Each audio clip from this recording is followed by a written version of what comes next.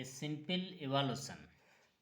5 by 8 power minus 7 into 8 by 5 power minus 4 is equal to what? Solution. At first we can hear a rule a to the power minus m is equal to 1 by a to the power m. So 8 by 5 to the power 4, 8 by 5 to the power minus 4 is equal to 5 by 8, 5 by 8 to the power 4. A to the power minus m is equal to 1 by a to the power m. 8 by 5 power minus 4 is equal to 5 by 8 power 4.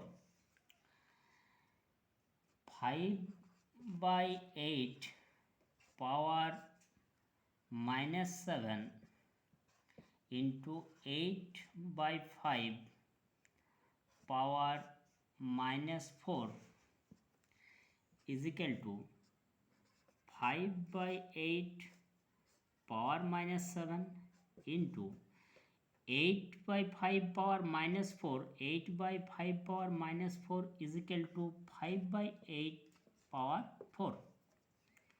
5 by 8 power 4.